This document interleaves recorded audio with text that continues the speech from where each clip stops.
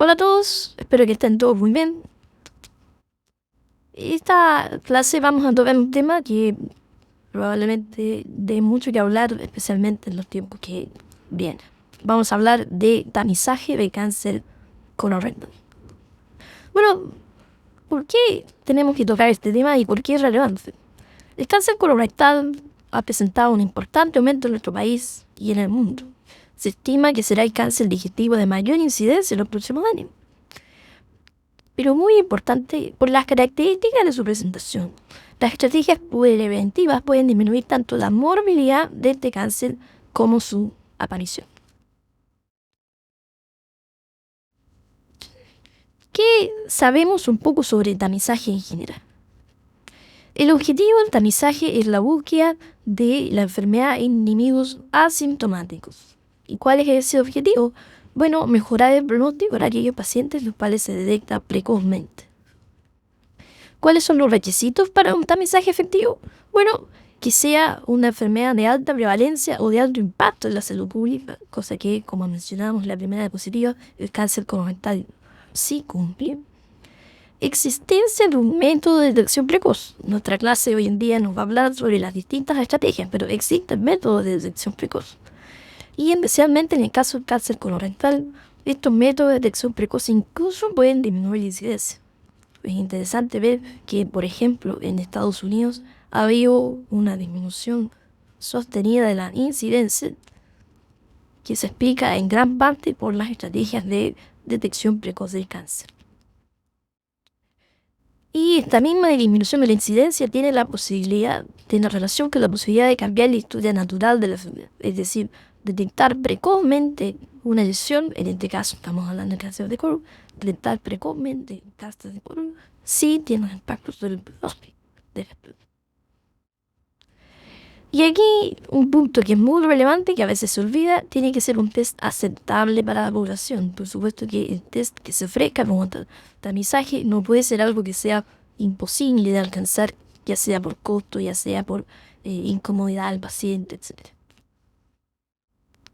Y lo mismo tiene que ser costo efectivo.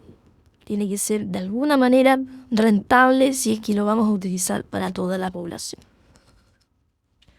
La inversa, ¿cuáles son los problemas del tamizaje? Volvemos un poco a lo mismo, y el costo. No siempre es fácil demostrar la costo-efectividad. Estamos hablando de una enfermedad que eventualmente se va a desarrollar en 0,3 a 0,5% de la población como mucho, dependiendo del país que uno estudie. Entonces hay que justificar que haya cierta costo-efectividad en una estrategia de tamizaje a todos los individuos de cierto grupo etario.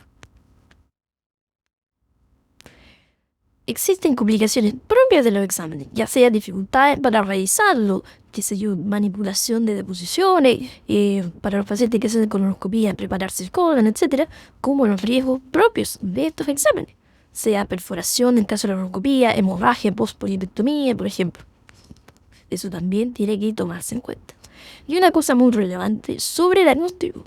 Incluye aquellos falsos positivos como aquellos verdaderos positivos que quizás nunca se hubieran manifestado clínicamente.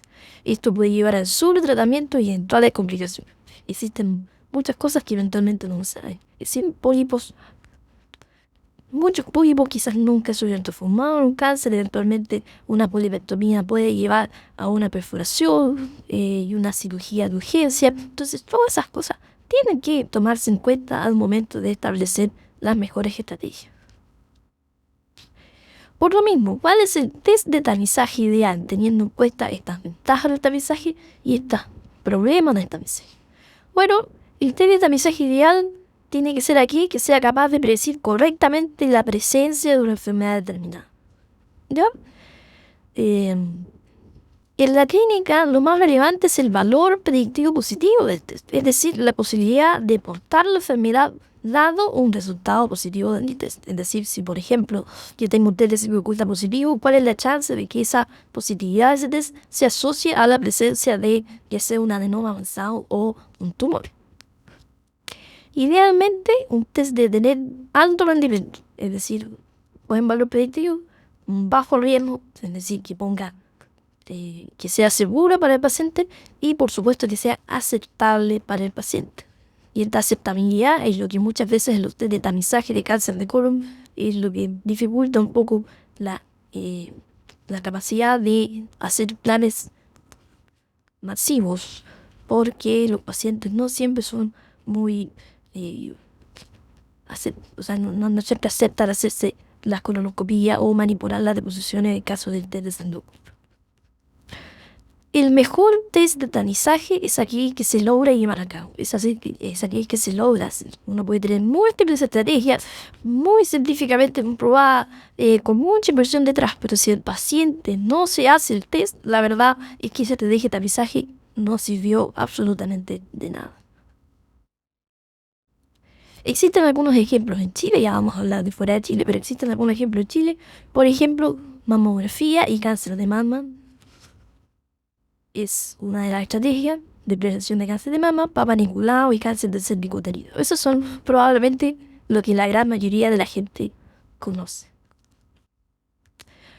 Bueno, ¿por qué hablamos previamente de que el cáncer colorectal ofrece ciertas ventajas desde el punto de vista del tamizaje? Nosotros sabemos que la vía de desarrollo del cáncer colorectal va desde un epitelio normal, algunas alteraciones en las criptas que generan posteriormente mutaciones que nos van a llevar a el desarrollo de un adenoma, vamos a llamarlo así temprano, es decir, con displasia de bajo grado, posteriormente un adenoma avanzado, es decir, que tiene mayor tamaño, que tiene mayor displasia, y posteriormente se avanza hacia la etapa del carcinoma invasor y eventualmente este carcinoma invasor puede generar metástasis. Esta secuencia, ojo, que no es válida para tumores originados de lesiones cerradas que tienen otra vía de desarrollo. Bueno, entonces, lo primero que sabemos es que existe una pérdida de APC, posteriormente mutación de Carvaz y toda una serie de mutaciones conocidas, pérdida de P53, etc. Entonces, ¿cuál es el efecto que pudiera tener el tamizaje dependiendo del momento en que se identifica la lesión? Si identificamos la lesión como adenoma, es decir, todavía no como carcinoma invasor, disminuimos la incidencia del cáncer, es decir, remover un pólipo, ya sea en la fase de adenoma temprano o adenoma avanzado, por supuesto que evita el desarrollo del cáncer. Y por supuesto que en el caso de que se detecte ya en la etapa carcinoma antes de la metástasis, disminuimos la mortalidad. Es por eso que mencionaba al inicio de que el cáncer de colon ofrece la oportunidad de disminuir tanto la mortalidad, que por supuesto que es el objetivo clásico y mayor de un test de tamizaje, como también la incidencia, es decir, incluso el desarrollo de un cáncer invasor. El tamizaje ideal se hace a la población asintomática, aquel paciente que no presenta ninguna bandera roja, ninguna razón para pensar que tiene un cáncer. Sin embargo, desde el punto de vista de la costo-efectividad, también es súper adecuado identificar individuos que tengan mayor riesgo y quienes hacer un estudio personalizado, ya que en ellos va a mejorar claramente el rendimiento del tamizaje y probablemente se pueden combinar estrategias de tamizaje o pasar directamente a tamizaje de segunda escala, por decirlo así, como por ejemplo la colonoscopia. En el caso del cáncer colorectal, los individuos de mayor riesgo son, por supuesto, aquellos que tengan antecedentes personales de haber tenido pólipo adenomatosos o cerrados, o por supuesto haber tenido un cáncer colorectal, familiares de primer grado con pólipos adenomatosos o cáncer colorectal, especialmente familiares de primer grado menores de 50 años, aquellos pacientes portadores de colitis ulcerosa o enfermedad de Crohn y evidentemente aquellos portadores de síndromes hereditarios asociados a cáncer colorectal, como por ejemplo el síndrome de Lynch o poliposis adenomatosa familiar. Bien, habiendo conversado un poco sobre generalidad del tamizaje, ¿cuáles son las estrategias que existen para el cáncer colorectal? La verdad es que existen múltiples estrategias. Como decíamos antes, la mejor estrategia es la que finalmente se lleva a cabo. Y la que finalmente se lleva a cabo va a depender de muchos factores como el costo, la disponibilidad, preferencia del paciente, etc. Aquellos más utilizados son basados en deposiciones de sangre oculta, ya sea tipo guayaco o inmunológico, y hoy en día test de ADN en deposiciones, ADN tumoral en deposiciones. Estudios endoscópicos, ya sea colonoscopia izquierda, ya sea colonoscopia total. Y estudios radiológicos, como por ejemplo la colonoscopia virtual y el enema varita. Bueno, ¿cuáles son los basados en deposiciones? Existen 3 tipos bien en globo, ¿no? Está aquellos que detectan el grupo M, guayaco, el más clásico. Tiene la limitante de ser muy poco específico, muchas restricciones dietéticas. Una sensibilidad relativamente aceptable, pero una especificidad bastante baja. Y la positividad aproximadamente entre 2 y 7%. Aquellos test que detectan globina humana, los que se llaman test inmunológicos específicos, detectan sangrado digestivo especialmente bajo, tienen muchas menos restricciones dietéticas, puede ser cualitativo, es decir, positivo o negativo, o cuantitativo. Y esta cuantitatividad nos va a permitir manejar la sensibilidad y especificidad dependiendo de qué cantidad de globina se detecta. La sensibilidad varía entre 70 y casi 90% para cáncer colorectal y positividad 7% al menos y más incluso dependiendo de la serie que uno lea. Detección de DNA tumoral en deposiciones, la verdad que no está disponible en Chile, es bastante caro, si bien es cierto mejora bastante la sensibilidad incluso para adenoma avanzados mediante la detección de ciertas mutaciones específicas que uno puede detectar. El hecho de que sea tan caro disminuye la capacidad de hacerlo extensivo a toda la población. En general los test de sangre oculta en deposiciones o de DNA incluso son menos invasivos, pero en general, como decíamos previamente, permiten detección precoz más que prevención. Es decir, permiten detectar principalmente cánceres, aunque sean iniciales, pero no son tan buenos para detectar adenomas. En todos los casos, por supuesto, un test positivo deriva en colonoscopia. Estudio endoscópico, colonoscopia izquierda, se usa un sigmoidoscopio, un colonoscopio y se avanza hasta principalmente colon descendente. Es bastante mejor tolerada que la colonoscopia total, por supuesto, ya que no requiere una preparación completa, existe el menor riesgo de complicaciones. Si existe alguna lesión, alguna lesión adenomatosa, debe realizarse la colonoscopia total. Detectaría hasta cerca de un 60-70% de las lesiones, ya que por supuesto lógicamente excluye todas las del colon proximal, que componen aproximadamente al menos un 30%. De ahí pasamos a la colonoscopia total, es el examen de elección para el diagnóstico de cáncer de colon.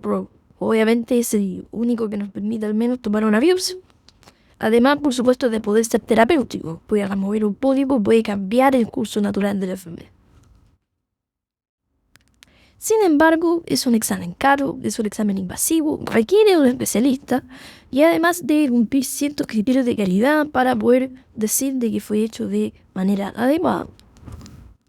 Tiene que tener una tasa de intubación cecal, es decir, que se hiera al ciego mayor a 90%. Tasa de detección de adenoma, acá pongo 20%, si uno revisa guías que son más estrictas, debiera ser al menos de un 30%. Un tiempo de retirada aproximadamente mayor a 6 minutos, que ha demostrado mayor tasa, por supuesto, de detección de adenoma. Una limpieza del colon vasto mayor a 6, es decir, que tengan una buena limpieza. Estudio de imágenes, colonoscopia virtual, en general requiere preparación de colon, existen varios protocolos, existe una buena sensibilidad y especificidad para lesiones sobre 10 milímetros. No está tan claro si las lesiones menores de 10 milímetros uno debiera hacer una colonoscopia o no, ya más que la sensibilidad es baja. Tiene la ventaja que dependiendo del protocolo que se utilice se puede también visualizar el resto del abdomen. Por supuesto que no toma biopsias obviamente y frente a hallazgos uno debiera realizar de todas maneras una colonoscopia total. El enema varitado actualmente es de uso excepcional y también cabe la pena mencionar de que se están haciendo también estudios con cápsulas, así como se hace para el intestino delgado, también cápsulas para evaluar el COVID. Bueno, Hablamos de la costo efectividad, hablamos de los objetivos que eran disminuir la mortalidad. ¿Existen evidencias de estas utilidades? Bueno, principalmente el guayaco, y de hecho fue el primero que se utilizó, tiene evidencia dura de disminución de la mortalidad con su uso anual, es decir, en su uso fotovolizado. Uno de los grandes errores que uno a veces comete es tomarlo una vez y posteriormente no seguir usando y el paciente se queda tranquilo. La verdad que el uso debiera ser anual. Y en ese sentido funciona. El test inmunológico también ha demostrado, ¿no?, con tanta fuerza, pero se extrapola en base a que, ya que tiene mejor sensibilidad y especificidad que el guayaco, y el guayaco tiene evidencia dura de utilidad, pero el test de sangre oculta, el test inmunológico, debería también disminuir la mortalidad. La broncoskopía izquierda, un poco lo mismo, y la broncoskopía total, no existen tantos estudios randomizados que permitan disminuir categóricamente la mortalidad. Existen algunas experiencias, pero sí disminuye la incidencia y generalmente uno asume de que por lo mismo debería disminuir la mortalidad.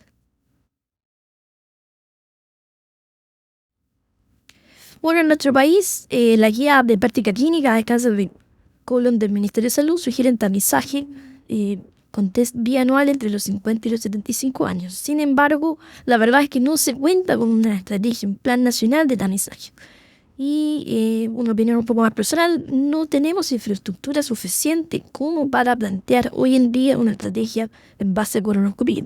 Eventualmente no pudiera tener ciertos planes pilotos que tendrían que ser muy bien diseñados en relación al uso de más bien terapias con test de sangre oculta. Existe una iniciativa que se llama Pleneco, que del año 2017 publicó sus resultados, cerca de 13.000 individuos enrolados, probablemente hoy en día sean por supuesto más, con una muy buena tasa de identificación de cáncer, que por supuesto la gran mayoría de ellos en etapa precoz, pero es difícil extrapolar esos resultados al resto de la población.